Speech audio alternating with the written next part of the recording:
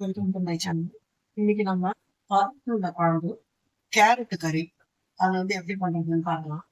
அதுக்கு நான் பருப்பு ஊற வச்சிருக்கேன். அது பார்க்கலாம் எவ்வளவு என்னென்ன எடுத்து வச்சிருக்கேன்னு பார்க்க. அதுக்காக இப்போ நான் பருப்பு ஊற வச்சிருக்கேன். ஒரு 2-3 மணி நேரம் ஆகுது ஊறி. கடலைப்பருப்பு 1 டம்ளர், கொஞ்சம் துவரம்பருப்பு, அதுக்கேற்ற வரமிளகாய், இதெல்லாம் ஊற வச்சு ஒரு 2-3 மணி நேரம் கழிச்சு வடியை வச்சு எடுத்து வச்சிருக்கேன். அதை நம்ம இப்போ இந்த மிக்சி ஜார்ல அரைச்சி எடுத்துக்கலாம். கறிக்கு தேவையான கேரட்டு நறுக்கி வச்சிருக்கேன். பொடியா நறுக்கினது அது ஒரு மெத்தடு. இது ரவுண்ட் ரவுண்டா நறுக்கியிருக்கேன். இதுக்கு கொஞ்சம் வெங்காயம், தக்காளி இதெல்லாம் நறுக்கிட்டு கறியை பண்ணிடலாம். இந்த குழம்புக்கு, உருண்டை குழம்புக்கு தேவையானது இது without garlic, without onion garlic இல்லாத பண்ற பருப்பு உருண்டை குழம்பு இது. இதுக்கு இப்ப நம்ம நரன்னு அரைச்சுன்னு வந்துடுறேன். அரைச்சிட்டு இதை ஆவியில வேக வச்சுட்டு குழம்பையும் கறியும் பண்ணிடலாம். இப்ப நம்ம அரைச்சிட்டோம். இதுல கருவேப்பிலை போட்டுக்கிறேன். இதுல கொஞ்சம் உப்பு போட்டு அரைச்சிருக்கோம். மிளகா நான் ஊற வைக்கும் போதே போட்டிருந்தேன், பார்த்துருக்கீங்க. இதுல கொஞ்சம் கருவேப்பிலை போட்டுக்கலாம். இது முன்னாடியே சொன்ன மாதிரி வெங்காயம் இதெல்லாம் எதுவும் கிடையாது இதுக்கு. இத நம்ம இத ஆவியில வச்சு எடுத்துக்கிறோம். இந்த தட்டுல வச்சோம்னா கொஞ்சம் ஈஸியா இருக்கு எடுக்கிறதுக்கு. சாதாரண இட்லி தட்டுல வைக்கிறத விட இந்த தட்டுல வைக்கிறது ரொம்பவே ஈஸியா இருக்கு. அப்படியே ஒரு உருண்டையும் அதுல வெந்துடுறது, அப்படியே கொட்டின உடனே வந்துடுறது ஈஸியா. அதனால இப்ப இதை போட்டு நல்லா கலந்துட்டு சின்ன சின்ன உருண்டையா, ரொம்ப பெருசா இருந்தாலும் வேகாது. அதே மாதிரி நம்ம சாப்பிடும் போதும் வேகாம இருந்ததுனாலும் கஷ்டம் இல்லையா? அதனால பாருங்க, நரன்னு அரைச்சிருக்கேன் சின்ன உருண்டையா. இந்த மாதிரி இதை உருட்டி இது ஃபுல்லா வச்சிடலாம். இது வேக வச்சுட்டு எடுத்துக்கிறேன். அதுக்குள்ள அந்த வெங்காயம் எல்லாம் நறுக்கிக்கலாம். உருண்டை வெந்துன்னு இருக்கு. இப்போ இந்த கேரட்டை நான் நல்லா அலம்பி வச்சிருக்கேன். 2-3 தடவை நல்லா அலம்பிட்டேன். இப்போ இதை கொஞ்சம் ஒரு ஹாஃப் பாயில் பண்ணிட்டா கொஞ்சம் நல்லா இருக்கும். ஏன்னா கொஞ்சம் கனமா இருக்கிறதெல்லாம் வெந்துடும். இதை இப்போ இதுல வேக வச்சிடலாம்.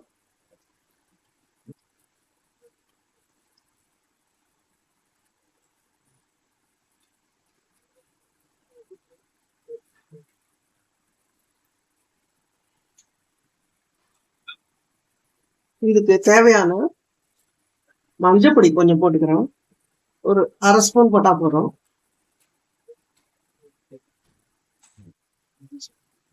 உப்பு, இது வேகும் போதே கொஞ்சம் உப்பு உள்ள ஊறினாதான் நல்லா இருக்கும். அதனால ஒரு 1/2 உப்பு போட்டிருக்கேன்.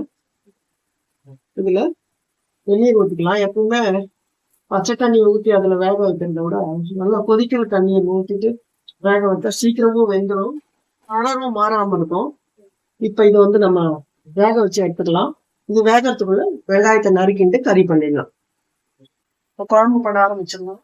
நான் அதுக்கு கொஞ்சம் அகலமான இருப்பு சட்டி தான் எனக்கு கொஞ்சம் வசதியா இருக்கும். ஏன்னா அந்த உருண்டை எல்லாம் போட்டு கொதிக்க வைக்கும் போது அது பிரியாம இருக்கணும். அதுக்காக கடுகு போட்டுக்கிறேன்.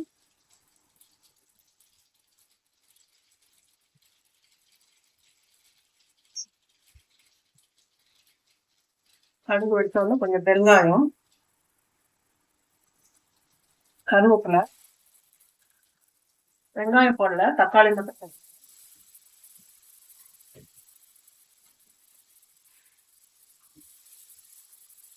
இது கொஞ்சம் வதங்கட்டும். இதுக்கு நடுவுல நம்ம கேரட் கறிக்கு தேவையானதை வதக்கிக்கலாம். இதுல எண்ணெய் வச்சுட்டேன்.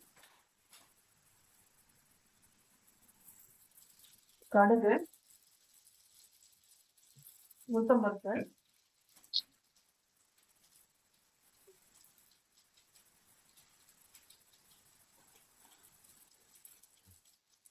கருவேப்பிலை போட்டுருக்கேன். இது நம்ம வெங்காயம் கொஞ்சம் போட்டுக்கலாம். நீளமா நறுக்கி வச்சுக்கேன். இது கொஞ்சம் வதங்கட்டும். இது வதங்கின உடனே தக்காளி போட்டு பாருங்க, கேரட் அரை வேக்காடு வேக வச்சு எடுத்து வச்சுருக்கேன். பாருங்க, நிறம் மாறாம இருக்கு இல்லையா? ஆனா வெந்தும் இருக்கு, ரொம்ப குழையில, ஆனா வெந்திருக்கு. கலர் மாறாம இருக்கு பாருங்க. எப்பவுமே வெந்நீர் விட்டு நல்லா கொதிக்க தண்ணி விட்டு வேக வச்சோம்னா இந்த கலர் வந்து மாறவே மாறாது. இது இது ரெடி பண்ணிருக்கேன். இந்த வெங்காயம் வதங்கட்டும். அப்ப இதை அதில் கொட்டிடலாம். இப்போ அதுக்குள்ள இந்த தக்காளி வதங்கிருக்கு.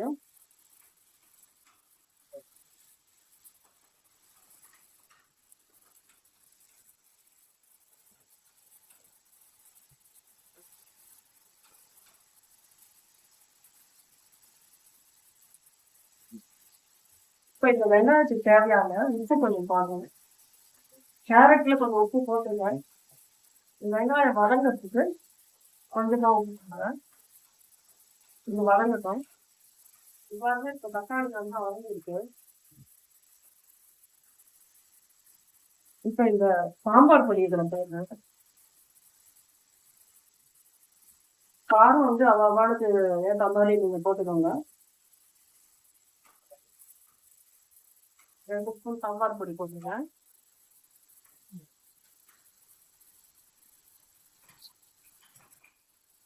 புளி வந்து கரைச்சி வச்சிருக்கேன். இதையும் இதில் ஊற்றிக்கிறேன். இது கொஞ்சம் நீர்க்க தான் இருக்கணும், ரொம்ப கெட்டியா இல்லாம.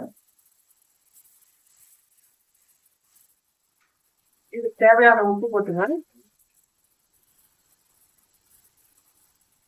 இது கொதிக்கட்டும். அதுக்குள்ள இன்னும் கொஞ்சம் வதக்கிக்கலாம். நம்ம இந்த குழம்பு கொஞ்சம் கொதிக்கிறதுக்கு மூடி வச்சிருக்கேன். இப்ப பாருங்க, வெங்காயம் வதங்கிடுது. இதுல தக்காளி போட்டுங்க. தக்காளி கொஞ்சம் வதங்கின உடனே கேரட் இதில் போட்டிடலாம். இது வதங்கும் போது இது கொஞ்சம் உப்பு போட்டிருக்கேன். மிளகாத்தூள் மட்டும் கொஞ்சம் போடுறேன். ஏன்னா காரமா இருந்தாதான் கொஞ்சம் அந்த இனிப்புக்கு சரியா இருக்கும், பேலன்ஸ் ஆகும். கேரட்டே ரொம்ப இனிப்பு இல்லையா, அதனால கொஞ்சமா காரம் போட்டுருக்கேன். இது இந்த வெங்காயம் தக்காளியோட இது கொஞ்சம் வதங்கட்டும். இந்த காரம் இந்த மிளகா அப்படின்னு சேர்த்து இப்ப பாருங்க குழம்பு பொரிச்சிருக்கு. இதுல இது வந்து நான் உருண்டை வந்து வேக வச்சு எடுத்து வச்சிருக்கேன். இது சாதாரணமா இட்லி தட்டுல வச்சு வேக வைக்கிறத விட இந்த மாதிரி இந்த மினி இட்லி பிளேட் இருந்ததுன்னா இதுல வேக வச்சா ரொம்பவே ஈஸியா இருக்கு. பாருங்க, ஒட்டாம வருது. ஒன்னொன்னும் ஒண்ணு மேல ஒண்ணு ஒட்டாம ரொம்ப அழகா வரும். பாருங்க, நான் நீருக்கு தான் வச்சிருக்கேன் குழம்பு. இப்போ அது கொதிக்கிறது. இதுல இந்த உருண்டைய போட்டுடலாம்.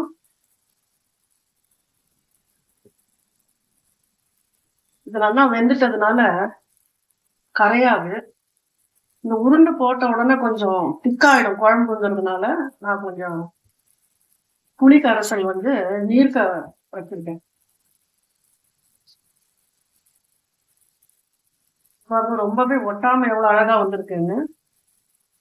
இப்போ அந்த உருண்டையெல்லாம் அதுல போட்டாச்சு. இப்போ ஒன்றும் அதை டிஸ்டர்ப் பண்ண வேண்டாம். அது கொஞ்ச நேரம் அது இந்த குழம்போட சேர்ந்து கொதிக்கட்டும். கொதிச்ச உடனே கலர்னா போறோம். அதுக்குள்ள இது பாருங்க, தக்காளி நல்லா வதங்கிடுது. இப்போ இந்த கேரட் இதில் கொட்டிடுவேன்.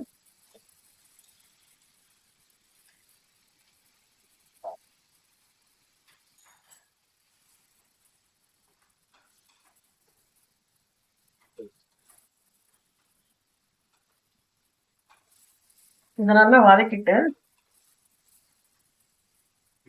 தேங்காய் போட்டு இறக்க வேண்டியதான். கொஞ்சம் வதங்கட்டும். இது பாருங்க, இப்ப இந்த குழம்பு லேசா கலரி மட்டும் விடலாம்.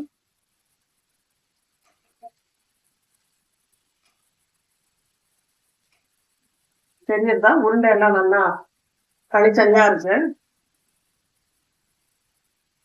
இது இப்ப நல்லா கொதிச்ச உடனே கடைசியில கொஞ்சமா நல்லெண்ணெய, பச்சை நல்லெண்ணெயே விடலாம். கொஞ்சமா ஒரு ஸ்பூன் அளவுக்கு நல்லெண்ணெய் ஊற்றிடலாம். இது நல்லா கொதிச்சுடுது.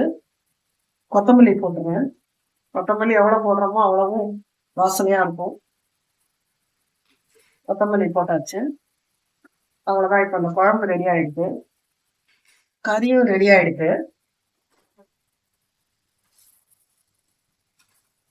நல்லா இந்த உப்பு காரம் இதுல சேர்ந்துருக்கு. நல்லா வதங்கிடுது. இப்போ மேலாக தேங்காயை போட்டு இறக்கிட வேண்டியதான்.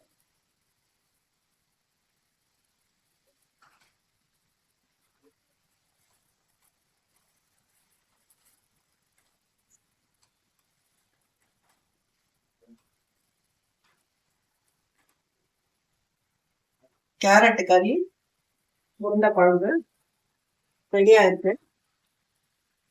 இது வந்து சிம்பிளா பண்ற உருண்டை குழம்பு. இது வெங்காயம் இதெல்லாம் நறுக்கிட்டு, வெங்காயம் வதக்கிட்டு, சில பேர் வந்து வெங்காயம் பூண்டு எல்லாம் போட்டு வதக்க போகுது. ஆனா இந்த வெங்காயம் பூண்டெல்லாம் இல்லாத பண்ற குழம்பு. இது வெறும் தக்காளி மட்டும் அந்த புளிப்புக்காக, ஏன்னா புளி தண்ணி வந்து கொஞ்சம் நீர்க்க வந்ததுனால அந்த புளிப்பு சுவைக்காக நான் வந்து அந்த டேஸ்ட்டுக்காக தான் நான் தக்காளி போட்டுருக்கேன். அது போடாமையும் பண்ணலாம். தக்காளி போட்டா இன்னும் கொஞ்சம் டேஸ்டா இருக்கும் பண்ணியிருக்கோம். குழம்பு ரெடி ஆயிடுச்சு, தண்ணி ரெடி ஆயிடுச்சு. இதே மாதிரி பண்ணி பாருங்க.